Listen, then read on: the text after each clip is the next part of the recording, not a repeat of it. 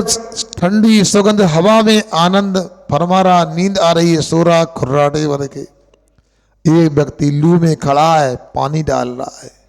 बोलो, दोनों एक ही है अजित कुमार जी? फर्क है कि नहीं? फर्क है ना। उसी प्रकार स्वर्ग में एक देव होता इंद्र कहलाता है, और एक होता किलिविस जाति का होता है, चांडाल का काम करता है। सुन रहे ना, झाड़ू पोंछा आदि का तुम्हारे यहाँ काम जो करते हैं, घर में अंदर नहीं, वो तो फिर भी अच्छे होते हैं, सड़क पे करते। तो फर्क है कि नहीं?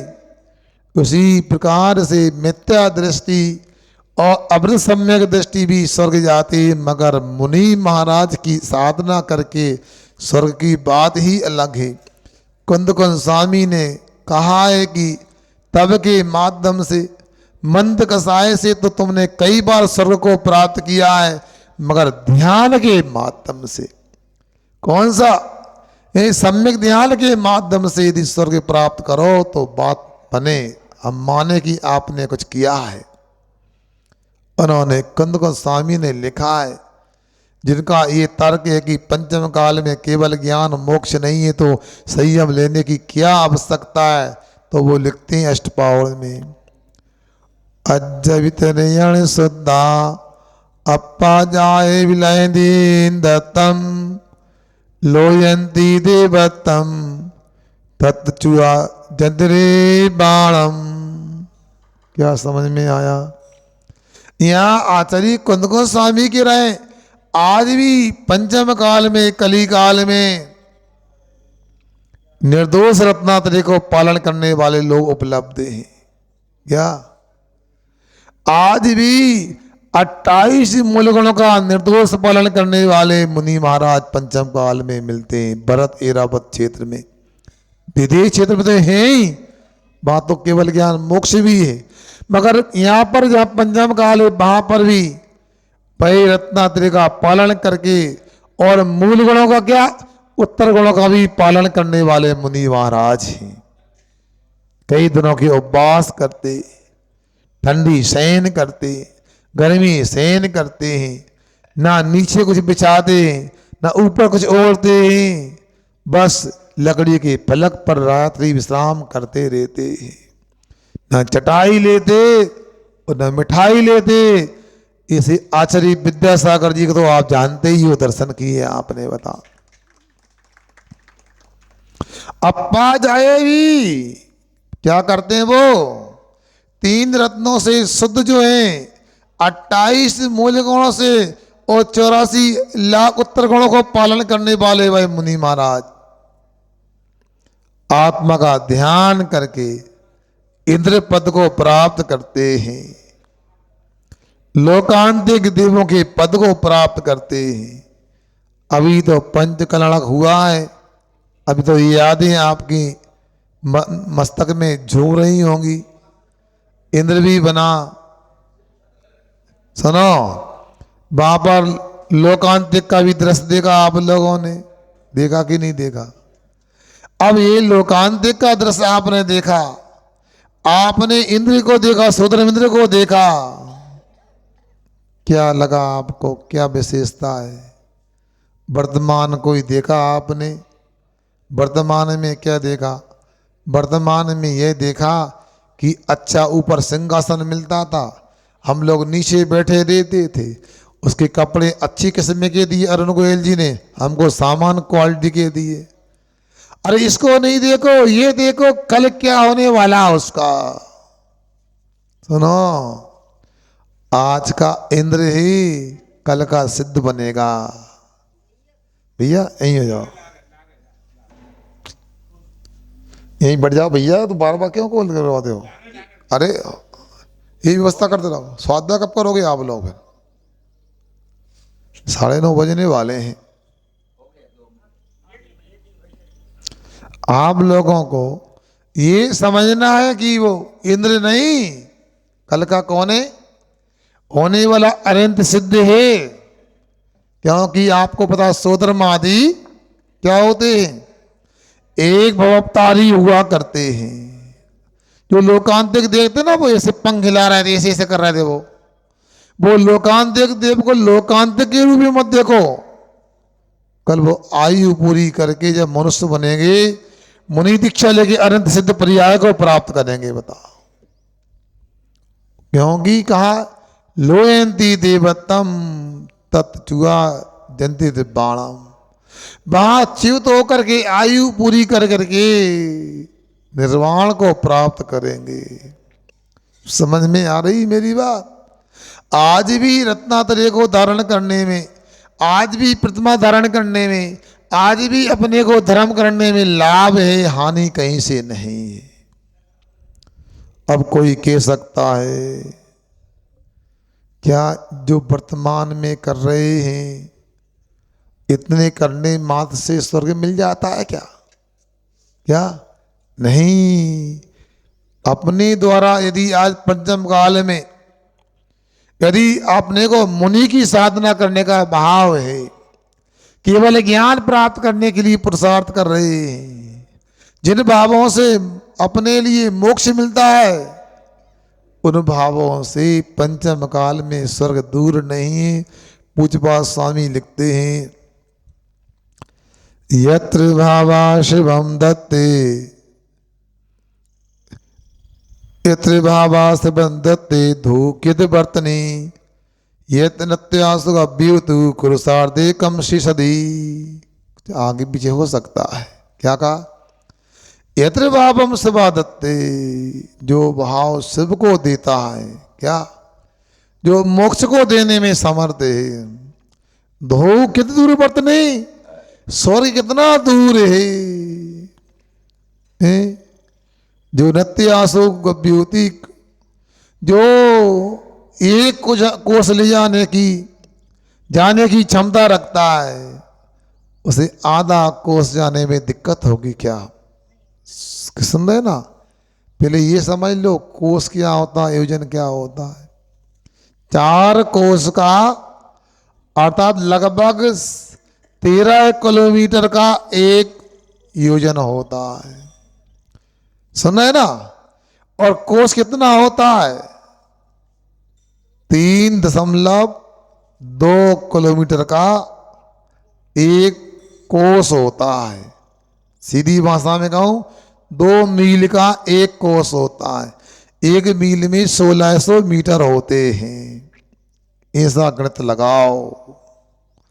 अब बताओ, यदि हम लोग यदि 1 योजन चल सकते हैं, 4 कोस चल सकते हैं, यात्रा कर सकते हैं, तो उस व्यक्ति को आधा कोस चलने में दिक्कत होगी क्या? नहीं होगी। जिस भाव के माध्यम से मोक्ष मिल सकता है, जिस भाव के माध्यम से केवल ज्ञान हो सकता है, जिस भाव से अनंत अवस्था सदवस्था की प्राप्ति हो सकती है, उस अवस्था के भाव के माध्यम से स्वर्ग दूर नहीं होता है। सुन रहे आप लोग? और एक बात और याद रखो, मंद कसाय से, मिथ्या दृष्टि पर्याय से स्वर्ग जाना कोई लाभदायक नहीं है। क्यों नहीं है? इसलिए नहीं है, विषयों में आसक्त हो जाएगा जा करके। आचार्य महाराज बताते हैं, सोधर्म स्वर्ग का कोई देव भी है और मिथ्या दृष्टि यदि है तो वह कैसा है? वह गोंच की तरह कहा उसके लिए। किसकी तरह? गोंच जानते हैं आप लोग? 2 इंद्रिय जीव होती है गोंच। और वह जहाँ गाय भैंस आदि के शरीर में दूध का स्थान होता है, वहाँ चिपक जाती। वर्षा काल में विशेष होती है। और वहाँ चिपक करके गोंच वह गाय भैंस का दूध नहीं पीती, वह खून भी नहीं पीती, वह सड़ा गला मवाद पीप का पान करती है, उसको पीती है। और इतनी पीती है पेट फट जाता और मर जाती है। बेसाई देवों का स्वर्ग में हिसाब होता है। देवता विषयासक्ता नार का दुख बबला, ज्ञानहीन चतुरंचा धर्म योग्या मानवा। क्या सुन रहे? यहाँ एक आ गया है, देवताओं की चर्चा कर रहे हैं आप लोग।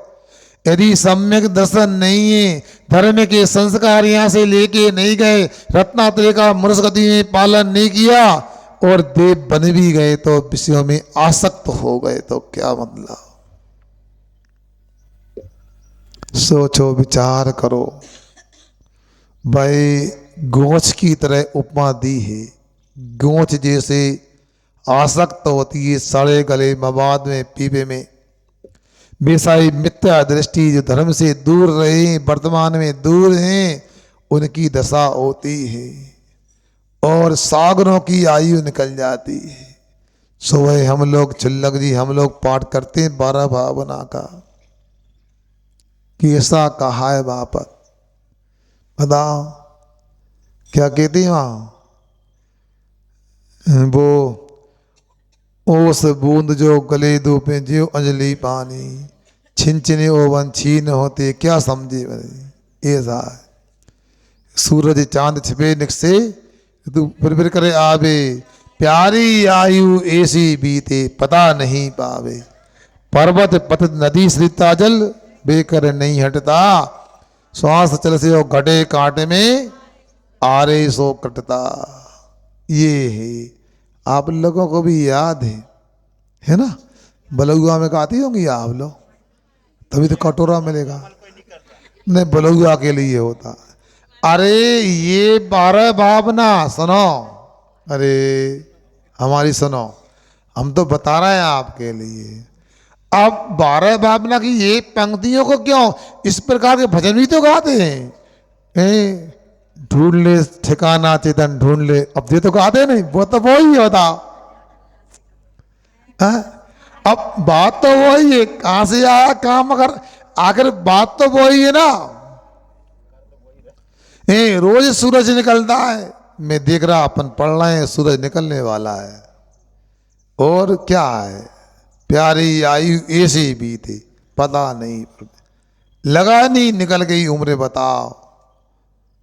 ऐसा लगता अभी विद्यालय में पढ़ते थे, अभी खेलते थे, बताओ। लगता है नहीं, शायद बूढ़े व्यक्ति को भी 80 साल में लगता है बुढ़ापा आ गया।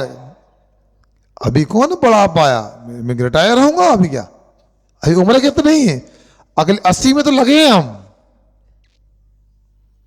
इसलिए हम लोग निश्चिंत बैठे हैं, मोहे नींद में पड़े हुए। ओस बूंद जो गले धूप में, क्या है, ओस पड़ी रहती है धूप के पत्तों पर, धूप से गल जाती है, बाष्पीकृत होती है। बेसाई अंजलि का पानी देखो, महाराज को आहार दिया कभी नहीं दिया? क्या देखा तुमने महाराज के आहार हो? अरे ये भी स्वाद है, अंजलि को देखो। मैं बहुत प्रयास करता हूं पानी ना फैले, बहुत प्रयास करता हूं, मगर फिर भी एक आध दो बूंद टपकता ही रहता है पानी। कई बार मुझे लगता इतना कैसे फैल गया, फिर लगता मैंने थोड़ी अकेला फैलाया, इन्हें छलकाया इन लोगों ने, बताओ। तो मगर फिर भी फैलता तो है ना। तो आपको ये देखना चाहिए, जैसे अंजलि में से पानी फैल रहा है, टिक नहीं रहा, वैसे ही हमारा जीवन भी फैल रहा है, नष्ट हो रहा है। पर्वत पतित नदी सरिता जल बेकर नहीं हटता। क्या पंक्तियां पढ़ते हैं अपन लोग। आप लोगों को तो पता नहीं, होशंगाबाद में तो समतल है नदी का पाट, ढलान ऐसी नहीं है। आप लोगों को थोड़ा अमरकंटक की तरफ जाके देखना चाहिए। अमरकंटक से डिंडोरी जब नर्मदा नदी आती है तो कितनी ढलान है, ऐसे जाती है बिल्कुल। तो सुना एक बार तो कुछ लोग नहा रहे थे डिंडोरी में, अचानक पानी की बाढ़ आ गई, बह गए पूरे, क्योंकि वो पानी का बहाव इतना तेज कि रोक नहीं सकते उसको आप। बेसाई अपना आयु कर्म का बहाव हो रहा है। सुभाष चंद्र जी मंदिर बन गया क्या है? बोल नहीं रहे, बताओ। दीपक भैया कहाँ गया है, काम मिला? अच्छा, तो मंदिर बन गया क्या? अरे कहाँ अभी मंदिर बनाना है, मन को मंदिर बनाओ। अरे ये तो मंदिर बन गया, अपने अंदर में आत्मा को भगवान बनाओ, ये कहा जा रहा है। सुन रहे ना, ये सब जीवन निकला जा रहा पूरा का पूरा। छिन छिन ओवन छीन होते क्या समझे प्राणी, कहाँ समझ रहा है, सही में निकला जा रहा है। कब करना है कल्याण, कर लेंगे बताओ, आज नहीं तो कल कर लेंगे। क्या आज करे सो काल कर, काल करे सो परसों, इतनी जल्दी क्या बड़ी महाराज रहेंगे। ये तो गड़बड़ हो रहा है बताओ, न कल का भरोसा न पल का भरोसा है बताओ, फिर भी इतने निश्चिंत बैठे हम लोग। तो वहां पर भी सागरों की आयु होती है स्वर्ग में, और निकल जाती है, पूरी हो जाती है। क्या सुभाषचंद्र जी, फिर नजर पड़ती है गले में माला पर, और माला, अरे भैया कल तो चमक रही थी, आज कम चमक हो गई, क्या बात है, फीकी पड़ गई है बताओ है। फिर क्या हुआ, अब वो धर्म कर्म कुछ किया नहीं, संस्कार नहीं दे, मन को मंदिर नहीं बनाया था, अब वो रोने लगता है, संगलेश करने लगता है। और ये भी बड़ी विचित्रता है, देखो हमारे यहाँ तो मनुष्य गति में, त्रिंश गति में आयु बंध का अपकर्ष काल अलग होता है। पूरी आयु के 2 हिस्सा आयु निकलने पर आयु कर्म का बंध होता है, मगर मनुष्य नारकियों में ऐसा नहीं होता। क्या होता है, जब अंतिम 6 महीना रह जाते हैं, उन 6 महीने में आयु कर्म का बंद होता है। अब देखो क्या कहते हैं, 2 आषाढ़ दूबली गाय, जो चढ़ना पड़ी पहाड़, नहीं समझ में आया। 2 आषाढ़ मतलब पानी तो दूर दूर तक उम्मीद नहीं करने की, गर्मी पड़ रही है, आषाढ़ में गर्मी कौन सी होती पता है क्यों भैया, आषाढ़ की गर्मी कौन सी होती है, सही गर्मी, सही बोली आपने। वो गर्मी बड़ी आकुलता देती है, उमस होती है जिसको बोलते हैं, बाहर सो नहीं सकते, कब पानी टपका है, अंदर सो नहीं सकते, उमस है, मुश्किल से निकलता है समय आषाढ़ का।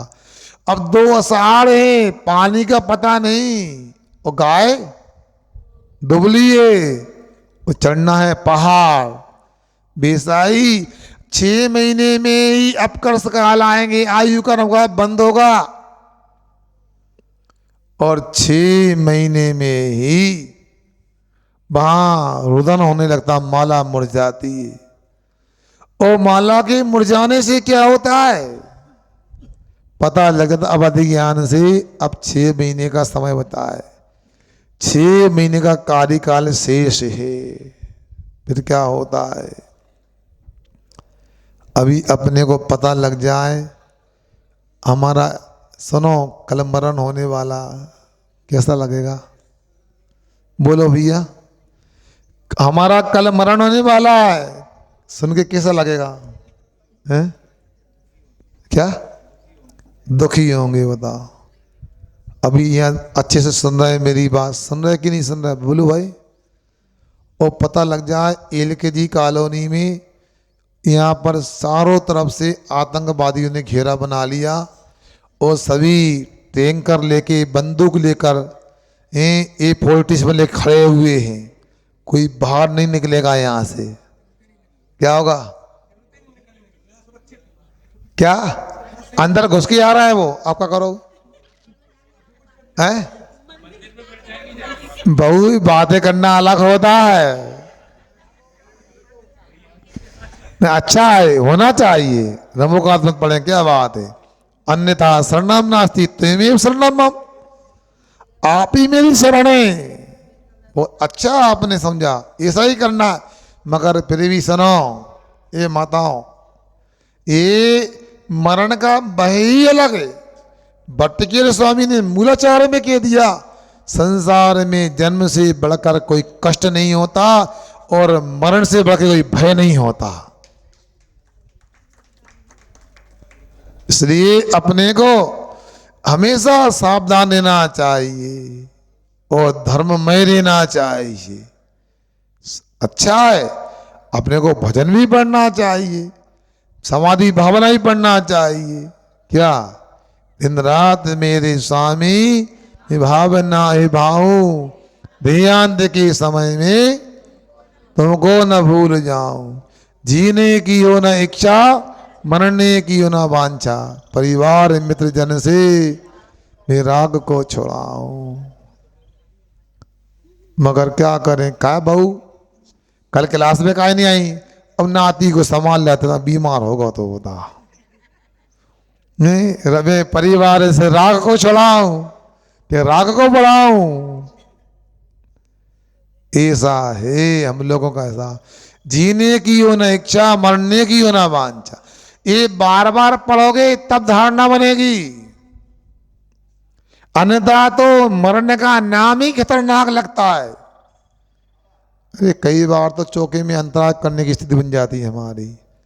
हमने अंजलि में ऐसा मर गए रे, क्या हो गया मर गए? अरे हमको लगा बाल आ गया अंजलि में।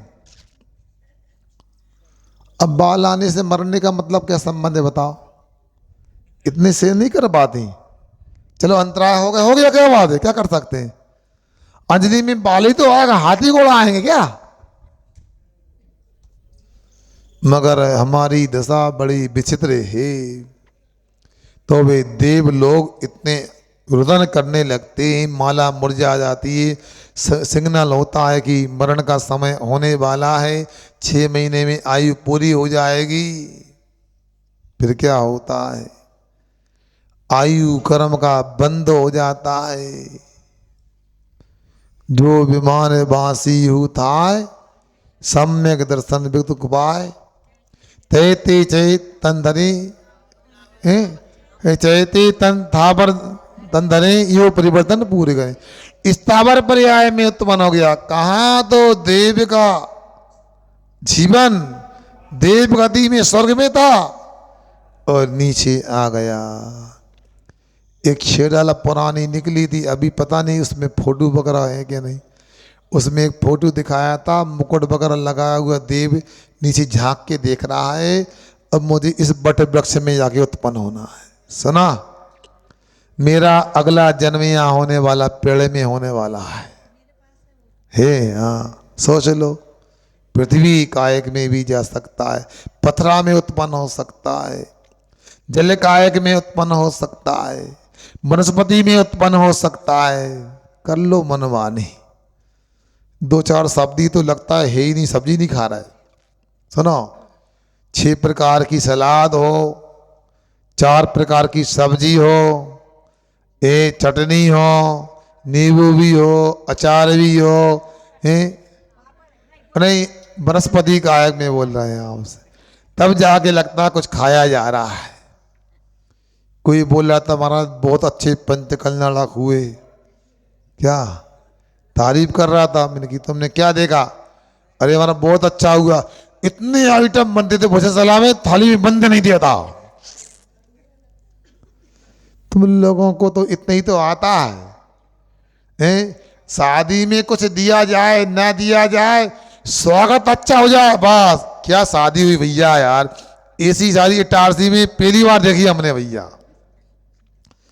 भाई चाय की ट्रे लेके तो खड़े ही रहते थे, बिल्कुल सामने खड़े हैं। नाश्ता की तो स्टॉल लगी रहती थी, बताओ। सुन रहे ना? हाँ। अब क्या देखा? तो यहां पर भी तो उसी प्रकार आपसे हम कह रहे हैं, ऐसा अपने को लगता, मगर ये भी तो लगना चाहिए इसमें भी कभी हम थे वनस्पति कायक में। इसलिए यदि मान लो स्वर्ग में उत्पन्न ही होना है तो यहां धर्म के संस्कार बना के जाओ, या ध्यान करने का अभ्यास करो, या स्वाध्याय करो, या अभिषेक पूजन करना प्रारंभ करो, तो ऊपर स्वर्ग में जाके भी सुरक्षा है, नहीं तो वहां भी खतरा ही खतरा है। भोगों के बीच में रहकर तो पतन ही पतन है। उत्थान करना है तो योग से नाता जोड़ो, भोग से नहीं। इसलिए अपने को ये विचार करना है। क्या कह रहे हैं? क्या यत्र बाबा से बंधते धोख दूर बर्तनी यो नत्यासिक अभ्युति कुरुसार्धे कम सिद्धति। इसलिए जो 4 कोस चल लेता उसे आधा कोस जाने में थकान कहाँ होगी। अगर एक प्लेटफार्म किसके लिए है? निवास करने के लिए कि इंतजार करने के लिए? गाड़ी की प्रतीक्षा करने के लिए है ना, कि हमेशा भाई मकान बना के रहो। क्यों रमेश सन जी, यही करते हो आप? वो तो ही मकान बना लो का? नहीं महाराज, वो तो गाड़ी की प्रतीक्षा करते और प्रतीक्षार्थियों को व्यवस्थाएं देने को हम स्टेशन जाते। उसी प्रकार स्वर्ग को प्राप्त भी कर भी लिया तो स्थायी मुकाम मत समझना। ये तो हम पंचम काल में जो विडंबना है हमारी, जो हीन संगना ने, उसको हम दूर करने के लिए, वज्र वृषभ नर संगन प्राप्त करने के लिए स्वर्ग में तत्व चर्चा पूर्व अर्चा में लगे। सम्यक दृष्टि जो होती है ना, वो ऐसा नहीं होता। यहां से कोई समाधि मरण कर लेता है, फिर क्या करता है? वहां जाकर अंतर मूर्त में पर्याप्तियां पूरी कर लेता। सुनो मनीष भाई, सिद्धांत की बात। अंतर मूर्त में वह शरीर को बना लेता है। इसे अभी सुबह सुबह सो के उठे थे ना, क्या करते हैं? सोते रहते, नींद खुली, बैठ गए हट के, फिर ऐसा कहाँ है? अरे घर में ही तो है, अपने कमरा में तो है। कुछ समय तो होश ही नहीं आता कि कहाँ है हम। होता कि नहीं होता है? कभी कभी तो दोपहर में कोई सो जाता, पता नहीं बस सुबह है कि शाम हो गई, बताओ है? होता है कि नहीं होता? तो बेसाई वहां उपाद सैया पर जिसने यह समाधि किए, संयम का देशयों का पालन किया, वो उपवास सैया पर बेसही उठता, जिसे हम बिछौना से उठते हैं, बिस्तर से उठते। और ये कौन है? अरे स्वागतम स्वागतम स्वागतम, कौन बोलता है? बागे देवी देविया बोलते हैं। जहां तक मुझे याद है, कम से कम एक देव की 32 अप्सराएं देवियां होती हैं, और विभव तो अलग होता ही है उनके पास। सब खड़े हैं भेंट लेकर, बोलो क्या अच्छियां हैं, हम क्या कर सकते हैं आपके लिए। और कुछ समय में जाके भाई या तो महाविषयों में आसक्त हो जाता है, मगर यदि इस धर्म के संस्कार हैं या रत्नात्रय का पालन किया, समाधि किए, तो वहाँ जाकर वो कहता कुछ नहीं, मुझे तो अकृत्रिम जिनालय में जाकर के प्रभु की अर्चना करना है, तत्व चर्चा करना सभा में जाकर के। सुन रहे ना, अपन यहाँ रोते ही रहते, वे मर गए चले गए, यहाँ तो अग्नि संस्कार भी नहीं कर पाते। इसके पहले यहाँ का मरा व्यक्ति देव बन के नंदीश्वर आदि पहुंच जाता है। नंदीश्वर सुर जाते हैं, हम पूजे इठाई। नंदीश्वर आदि में अकृत्रिम जिनालय में जा करके अपने देव पर्याय के समय का सदुपयोग करता है। इसलिए आप लोगों को सोचना है, और जो स्वर्ग मिलता है वो कैसा होता है। पूजपा स्वामी आगे कहते हैं, ऋषि का जमनातंगे दीर्घ कालो बुलालितम नाके नाकोक्षाम सौक्यम नाके नाकोक्षामिव। स्वर्ग में स्वर्ग का सुख स्वर्ग में स्वर्ग के समान होता है, कोई उपमा नहीं दे सकते, कोई दृष्टांत नहीं, उदाहरण नहीं। स्वर्ग का सुख कैसा होता है, यहाँ तो उदाहरण आप दे सकते अपन लोग, सुन रहे ना, वहाँ कोई उदाहरण नहीं। मगर कैसा होता? ऋषि का जब इंद्रियों से उत्पन्न होने वाला सुख होता है, देवों को भी हमको भी होता है। मगर हमारे इंद्रियों के द्वारा सुख जो होता है, जो देवों के द्वारा सुख होता है, दोनों में बड़ा अंतर है, जमीन आसमान का अंतर है। कैसा? अनातंकम कहा है, आतंक से रहित होता, कष्ट से परेशानी से रहित होता है।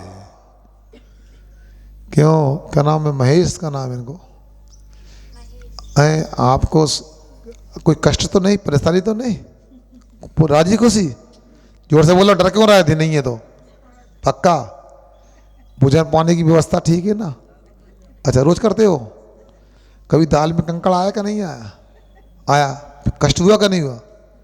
फिर क्या राजी खुशी? अच्छा है, कष्ट नहीं। अरे यही तो बोला है, कभी जीभ कटी नहीं कटी? गाल कटा? फिर बताओ, अब अनातंकम कैसे कह दे कि हाँ सब कोई कष्ट नहीं है बोल रहा है महेश? बताओ, स्वर्ग में ऐसा नहीं, ना वहां जीभ कटती, ना गाल कटता, ना ओंठ कटता। क्यों? वह कबलाहारी नहीं होता वरुण भैया, वहां तो गले में से अमृत झर जाता है। जितने सागर की उम्र है उतने हजार वर्ष के बाद कंठ में अमृत झड़ जाता है। सुना आजकल तो वो बास बेसन वगैरह में टोंटी लग गई हैं, वो कौन सी सेंसर वाली, हाथ ऐसा करो पानी निकल आता है। क्यों? बताओ, होता है ना? देखा है? देखो बताओ, बच्चे भी कह रहे देखा है। हाँ, जहां भी देखा है। अब स्वर्ग में भी ऐसा ही होता है, वहां अपने आप प्रकृति से पुण्य से सेंसर जैसा सिस्टम है। जैसी भूख लगी, क्या हुआ? अमृत झड़ गया। अनातंकम इसको बोलते। यहाँ क्या है बताओ? यहाँ तो जो भी मिलता है दुख देने वाला होता है, नष्ट होने वाला है। दीर्घ कालोपलालितम, लंबे समय तक मिलता है। यहाँ तो कितना मिलेगा बताओ? क्या अच्छा लगता है? क्यों? गुलाब जामुन, इमरती, बालूसियाई, चमचम, क्या बताएं, क्या परोसे बताओ? रसगुल्ले, क्या नहीं, छोला पकवान पर्याप्त है। बस इतना ही जानते। मगर बताओ उसमें भी क्या सुख है? घाटी उतरे माटी हो जाता सब। बोलो क्या अच्छा लगता है आपको? क्या पसंद है बताओ बच्ची? रसमलाई। अब रसमलाई कब तक मलाई, वो मलाई होती है, चबा ली, चबाने के बाद गले में चली गई, खत्म। अरे तत्काल। ये बताओ, ये जिब्बा है ना 4 अंगुल की, 4 अंगुल क्षेत्र में स्वाद नहीं आता जित्तू। स्वाद तो मसूर की दाल बराबर स्थान होता, वहीं आता है। सुना? रसना इंद्री की आकृति बताइए, खुरपा के आकार की, छोटी सी मसूर की दाने बराबर होती है। अब इसके बाद कुछ नहीं। यदि आपको विश्वास नहीं तो बताता हूं आपको। देखो, एक रसमलाई का टुकड़ा लेना, जीभ में आगे लगाना, स्वाद नहीं आएगा। पीछे करना, गोली खाते हैं, स्वाद नहीं आएगा। बीच में स्वाद आता है। जब 1.5-2 इंच आगे ले जाते हैं अपन वस्तु को, तब स्वाद आता है। करो, फीलिंग करो अपने हिसाब से। स्वाद कहाँ था? नहीं, स्वाद किसी का भी डकार आती है, वो कह रही है, ये थोड़ी है। चाहे मिर्ची हो चाहे नींबू हो, डकार आना अलग, स्वाद तो तत्काल ही आता है। मगर स्वर्ग में जो सुख मिलता है इंद्रियों से उत्पन्न होता है, कष्ट से रहे तो तब दीर्घ काल उपलालतम, लंबे समय तक मिलता है। इसलिए स्वर्ग का सुख स्वर्ग में ही मिलता है, उसकी कोई तुलना नहीं, कोई उपमा नहीं, अनुपम होता है। ऐसे स्वर्ग को सुख को प्राप्त तो कर सकते हैं, मगर धर्म ध्यान के साथ करते हैं तो इसलिए इंद्रियों का सुख है। दीर्घ काल का मतलब इतना ही है कि हमसे ज़्यादा समय मिलता है, वो भी नष्ट होने वाला है, दुखों से मिश्रित है।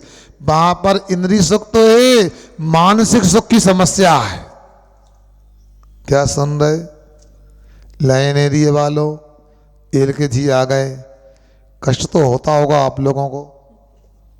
बोलो होता कि नहीं होता? अरे महाराज हमारा टूटा सा मकान बताओ, दरवाजे भी टूट रहे हैं, छत भी टपक रही है महाराज, यहाँ देखो महल से मकान LKG में कितना अच्छे बताओ। अब LKG में विकल्प आता है, इनका इतना लंबा चौड़ा मकान, हमारा 4 कमरे का मकान है बताओ।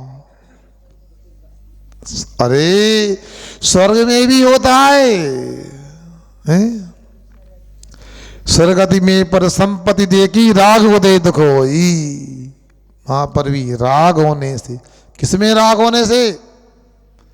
दूसरे की संपत्ति देखकर अपने में राग होने से दुख होता है। इसलिए आपका समय हो रहा है, इसलिए आप लोगों को ऐसा धर्म का आराधना का काम करना है, ऐसा धर्म का आचरण करना है कि हमारे लिए इस पर्याय में भले ही केवल ज्ञान मोक्ष ना मिले, मगर यहाँ से स्वर्ग जाए नहीं, स्वर्ग जाना पड़ता है तो जाए, मगर वहां से आके जल्दी मुनि बन के मोक्ष चले जाए। महाराज जी कल आपने बताया था कि नरकों के मतलब जीव भी विक्रिया धारण कर लेते हैं, तो विक्रिया धारण करके वहां से निकल नहीं सकते क्या? यही तो ने अच्छा प्रश्न किया उन्होंने, मगर याद रखना देव पर्याय में और नरक पर्याय में अकाल मरण नहीं होता, और वहाँ पर जो विक्रिया होती है उनकी अपृथक विक्रिया होती है, देवों की अपृथक पृथक दोनों विक्रिया होती हैं, इसलिए वो वहाँ से नारकी लोग निकल नहीं सकते हैं, उसी स्थान पर रहना होगा, जितनी सागर की आयु उतना कष्ट भोगना ही पड़ेगा, बच नहीं सकते। देव तो फिर भी सुनते मूल शरीर वहीं रहता, विमान में विक्रिया से आ जाते हैं, इसलिए अपने लिए वहाँ सब बातों का विचार करना चाहिए, आप लोगों को स्वाध्याय करना चाहिए। यहाँ पर LKG कॉलोनी में पंत कल्याण के निमित्त से यहाँ प्रवास हुआ, बहुत अच्छा माहौल रहा, अच्छी साधना हुई, एकांत माहौल रहा, आप लोगों ने भी पंचगणा की पूजन की और इसके बाद स्वाध्याय का लाभ ले ही रहे। अब मैं समझता हूँ दोपहर का स्वाध्याय करने LKG वाले मेरे साथ चलें, कहाँ चलना बता देंगे आपको, सुना? इसलिए आज दोपहर में शाम के बाद 2 बजे के बाद सोच रहे हैं, सुबह से यहाँ तो ठंडी लगती है, तो मध्याह्न काल में 2 बजे के बाद यहाँ से जाके स्वाध्याय कर लेंगे। अब कहाँ जाना है नहीं बता रहा हूँ आप लोगों से, इतना अवश्य कल पारसनाथ जिनालय में, प्राचीन जिनालय में अतिशयकारी भगवान पारसनाथ का महामस्तका अभिषेक है। अब आलस नहीं करना, कोई व्यक्ति यदि प्रतिनिधि बेटा सूचना दे देना इन लोगों को, और समय से काम करना तो अच्छा रहेगा, मगर आप लोग समय का ध्यान रखते नहीं, तो भैया हम तो आपसे पूछे यदि हमको ले चल रहे तो हमको कब पहुंचना है वो आप देख लेना, कब छोड़ना है। हम तो ये अपने हिसाब से काम करना चाहते नहीं, आप पता लगी 9:30 पे चालू कर रहे हैं तो कैसे काम चलेगा। इसलिए ऐसा नहीं, हमारा कल का प्रवचन जहाँ भी सुबह हो 8:30 बजे चालू हो जाए, ऐसा आपको कार्यक्रम बनाना है। और शाम को भी आचार्य भक्ति वगैरह भी वहीं पर होगी, संभवतः गोटी परिसर में ही अभी स्थान बना हुआ है, वहाँ कार्यक्रम यदि होगा तो दोपहर का और शाम का आज का कार्यक्रम भी वहीं रहेगा। अब लोग आलस नहीं करना, सुना है वहाँ लाइन एरिया में सबको पास पड़ता है, इसलिए आप लोग बार बार मांग करते हैं। सुना है LKG भी पास है, वहाँ से न्यास कॉलोनी भी पास है, गांधीनगर भी पास है, और स्टेशन पास है, 9वीं लाइन पास है कि नहीं बताओ पहले तो। अरे वो देखते कि दूर लगती है हमारा कई बार, तो इसलिए हमने यहाँ से पूरी लाइन वालों को ध्यान रखना। और यदि आपको अंधेरा लगे तो हमारे दीपक भैया आ जाएंगे, तभी दिखा देखो अंधेरा दूर हो जाएगा। इसलिए अपनी बात को ही विराम देता हूँ। मनीष भैया जल्दी बता दो क्या कार्यक्रम है, नहीं दीपक भैया बोल देंगे। अहिंसा परमो धर्म की। आचार्य गुरुवर्ग की विद्यासागर जी महाराज की जय। निर्णय